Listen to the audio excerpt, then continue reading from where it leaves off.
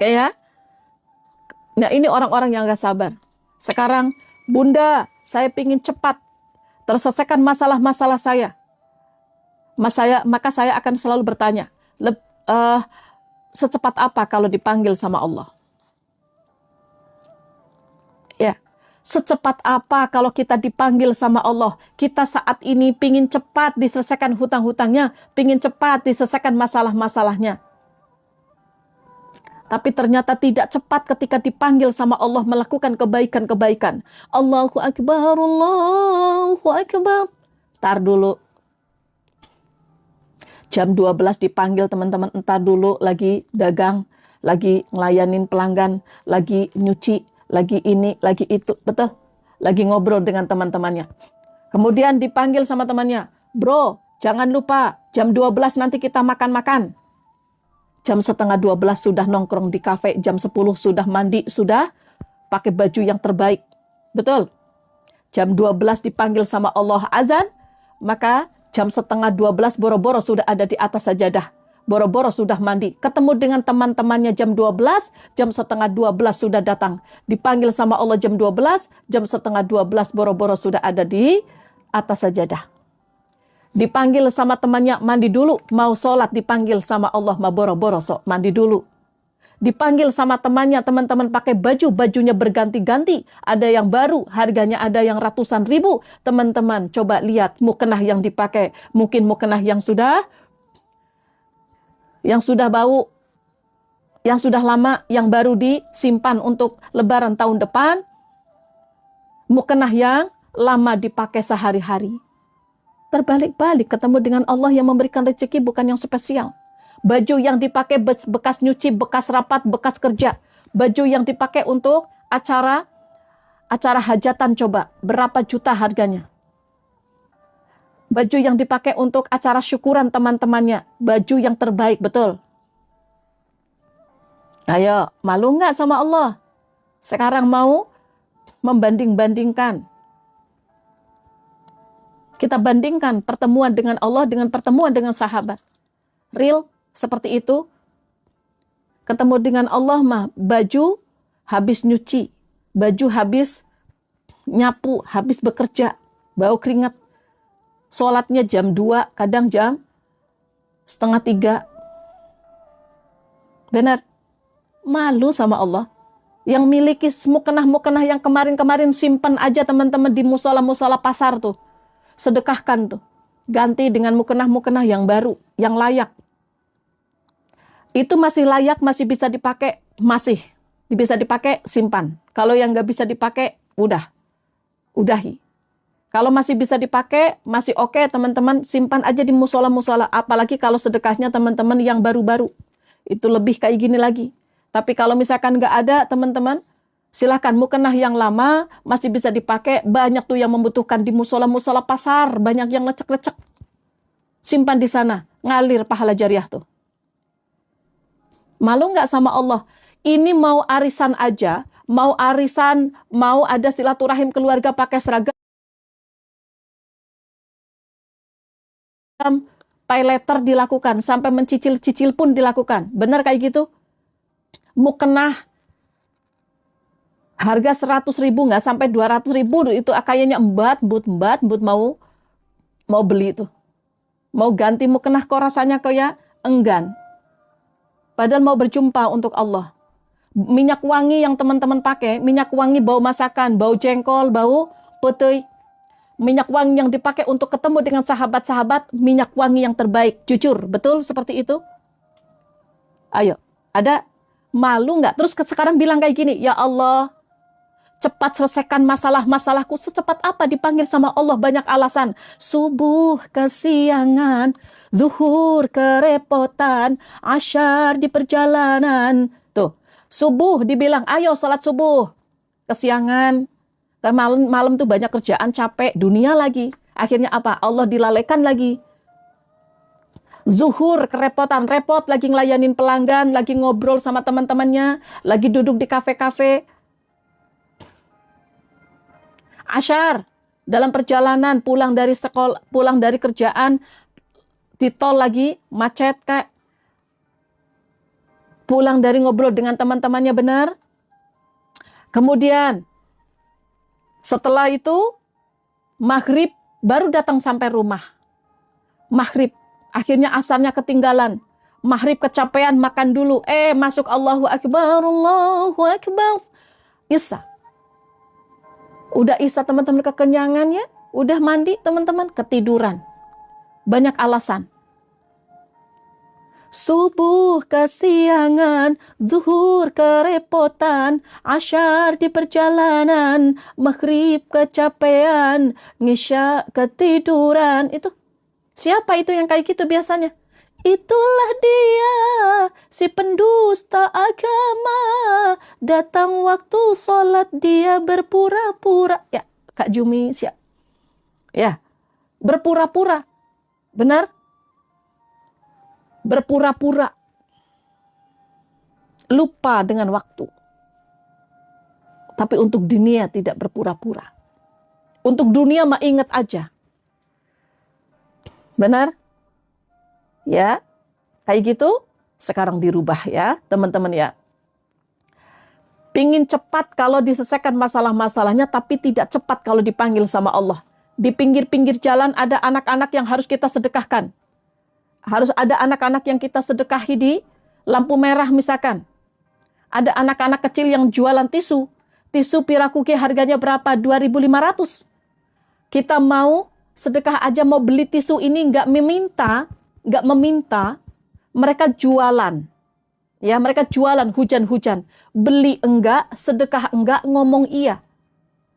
Teman-teman mungkin ada di atas mobil harga ratusan juta. Di atas motor harga puluhan juta. Ada anak jualan. Bu, beli bu, tisu. Dia hujan-hujanan. Harganya berapa nak? 2.500 bu. Aduh mahal. Ini beli enggak tapi otaknya berpikir kayak gini. Itu orang tuanya kemana ya? Anaknya jadi beli enggak ngoromet iya. Nyalahin orang tuanya lah. Nyalahin anaknya lah. Kita nggak tahu, mungkin mereka itu dagang untuk orang tuanya yang sedang sakit, atau untuk sekolahnya, atau untuk bertahan hidupnya. Kita nggak pernah tahu. Ini mau ngasih, maaf, tukang parkir, teman-teman. Ini ada di atas mobil harga ratusan juta, mau ngasih ke parkir aja, nyarinya yang 2.000. Kalau nggak ada 2.000, maaf, siapa yang kayak gitu? Di dompet teman-teman ada 50.000, ada 100.000, nggak ada 2.000, kasih 50.000. Ini menyari yang 2.000 receh-recehan. Malu dengan apa yang Allah berikan ke dalam kehidupan kita. Bayangkan, ini keluar dari supermarket, keluar dari mall, ada ibu-ibu minta sedekahnya, ngasih enggak, mikir iya. Jangan-jangan orang itu sudah kaya. Janganlah dikasih Pirakuki 2.000, 5.000, 10.000, lebih dari apa yang Allah berikan ke dalam kehidupan kita. Maka ketika kita dititipin harta sama Allah, banyak orang-orang ya kadang mengeluarkannya susah, tapi pingin dapatnya banyak. Gimana Allah akan memberikan lebih banyak lagi kalau kita bersedekahnya juga susah?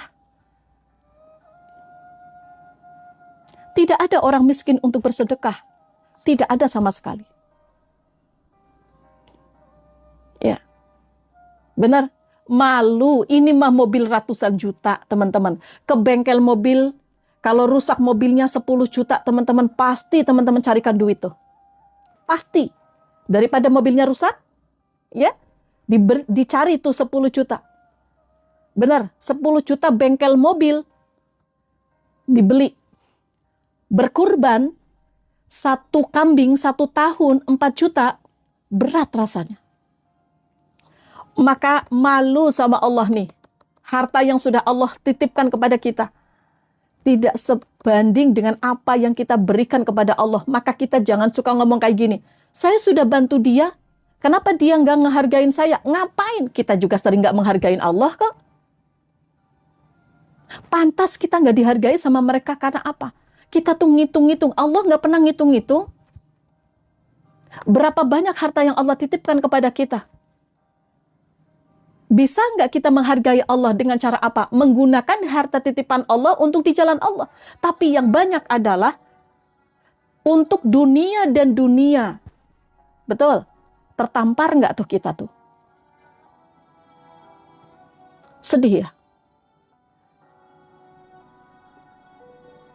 Tertampar nggak? Malu dengan mobil yang kita tumpaki, malu dengan motor yang kita tumpaki, teman-teman. Kita memberikan sedekah di jalan-jalan aja rasanya berat sekali.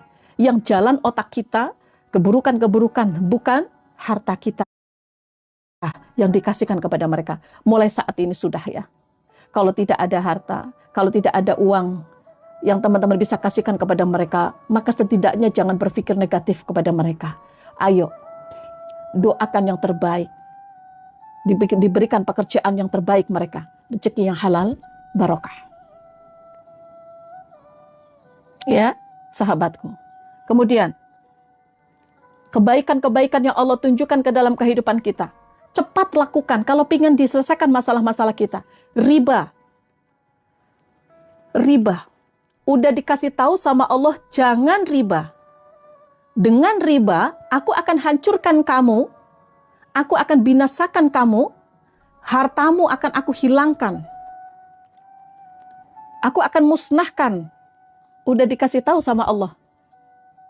Apakah mendengar, menjalankan perintah Allah, menjauhi larangannya?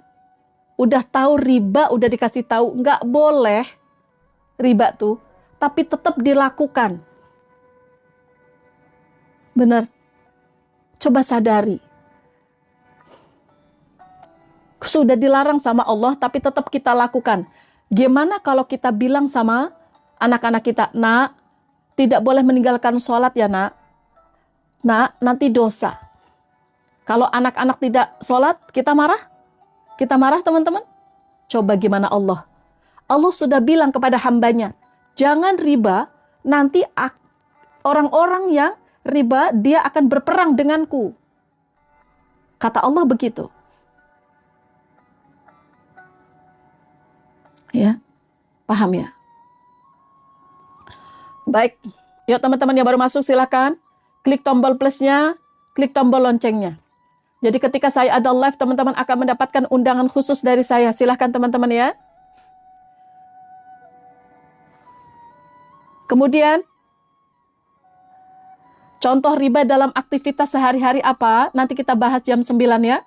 Jam 9.30 kita bahas tentang riba. Bahaya tentang riba. Riba itu apa? Riba itu sehari-hari pinjaman. Bismillah Mbak Rita bisa. Pinjaman riba sehari-hari nih teman-teman. Pinjam 1 juta jadi 1.200.000. Kredit motor, kredit mobil yang berbunga-bunga, bunga sekian persen setiap bulan. Ketika ada telat bayar itu nanti akan kena denda. Itu contoh riba sehari-hari. Pinjam ke koperasi 1 juta ada tambahan 1.200.000. Tambahan-tambahan itu namanya riba. Ketika saat ini teman-teman memiliki hutang riba, maka yang pertama, hutang-hutangnya tidak akan pernah lunas sebelum bertobat. Dia akan terus bertambah hutang-hutangnya. Yang pertama. Yang kedua, dia akan menjadi kebiasaan. Maka orang-orang yang memiliki hutang riba kalau tidak berhenti, maka dia terus akan menjadi kebiasaan. Akan menjadi kebiasaan ngutang. Kemudian yang ketiga, doa-doanya tidak dikabulkan. Sedekahnya tidak diterima. Keluarganya bisa hancur. Harta yang digunakan teman-teman untuk berbisnis dari pinjaman-pinjaman riba, pinjam ke bank misalkan, tapi pinjamannya pinjaman bunga berbunga, digunakan untuk usaha, maka hasil dari usaha itu tetap riba, haram. Maka masuk ke dalam anak-anak kita makanan-makanan haram, baju yang dibeli dari riba, haram. Mau menerima atau tidak itu adalah hukum teman-teman. Ya, itu hukum. Bunda pernah mengalami, saya ngalami hancur sehancur-hancurnya. Koperasi dari 1 juta jadi 1.200.000. Pinjam 1 juta, nyicil, setelah dicicil akhirnya dihitung-hitung kok jadi 2 juta, ya riba. Pinjam 1 juta ya 1 juta. Maka jangan heran orang-orang yang memiliki harta riba, kadang anak-anak kita minta apa-apa itu harus. Kadang gampang ketipu. Hartanya yang dikumpulkan dari riba hancur. Ya, hancur. Kita usaha, dimasukin modalnya ke usaha, ya, uang itu dimasukin untuk modal usaha, hancur. Modalnya habis, didatangkan pembeli yang ngutang. Akhirnya apa? Hutangnya masih ada, tapi dagangannya habis. Kadang anak-anak kita minta apa-apa harus. Kadang pasangan aneh-aneh. Kadang hancur keluarga kita. Kadang uangnya habis untuk apa? Ngobatin penyakitnya. Kadang uangnya habis karena apa? Ketipu. Itu godaan-godaan riba. Semua itu terjadi dalam kehidupan teman-teman. Real, hancur teman-teman. Sesuai dengan apa yang Allah janjikan. Di dalam surah Al-Baqarah ayat 200 berapa? Teman-teman, ayo jawab. Saya udah sering ngasih tahu kepada teman-teman. 200 berapa? Riba. Ayo riba. Ayo. Apa saja yang termasuk riba? Nanti kita bahas jam 9 ya. Ayo teman-teman. Oke, 275. 257 kebalik-balik. Ya. Oke. 275. Banyak sekali yang membahas tentang riba, itu banyak sekali. Ya. Lupa. Oke. Allah itu menghalalkan riba, menghalalkan jual beli dan mengharamkan riba. Saya akan bahas. Mbak Ida, saya akan bahas jam 9.30. Saya akan bahas jam 9.30. Ya, silakan teman-teman gabung di live saya jam 9.30. Saya akan membahas tentang riba. Gemetaran nanti teman-teman kalau tahu. Karena itu terjadi dalam kehidupan kita. Silakan teman-teman yang baru masuk, silakan klik tombol plusnya. Yuk, klik tombol plusnya. Klik tombol plusnya yuk, teman-teman. Yang belum bertemu dengan saya, berjumpa dengan saya, yang belum mengikuti saya, silakan teman-teman ya. Follow akun saya. Jadi ketika saya ada live, teman-teman akan mendapatkan undangan dari saya. Kalau pinjam ke koperasi, pokoknya pinjaman, bentuk pinjaman yang berbunga-bunga. Nanti saya bahas di jam 9:30 ya. Yuk. Ya. Di jam 9:30. Nanti teman-teman ikuti jam 9:30, jangan beranjak dari live saya jam 9:30. Ya, nanti saya akan bahas tentang riba. Baik. Yuk teman-teman. Yang kelima, orang-orang yang tidak istiqomah karena apa? Dia salah tujuan. Tujuannya dia selalu dunia. Ya. Dia salah fokus. Fokus dia adalah dunia. Ketika sholat tahajud, dia fokusnya adalah bayar hutang. Ketika dia membaca membaca sholawat, baca sholawatnya karena pingin lunas hutang. Maka hati-hati. Kalau teman-teman ibadahnya teman-teman, karena dunia, hancur istiqomah. Tidak akan ada istiqomah. Tapi kalau tujuan kita adalah Allah, karena akhirat kita, maka insya Allah akan istiqomah. Karena akhirat itu yang akan kita jalani lebih lama kehidupan kita. Maka apa yang kita lakukan saat ini, inna sholati wa nusuki wa mahyaya wa mamati lillah, sahabatku ya.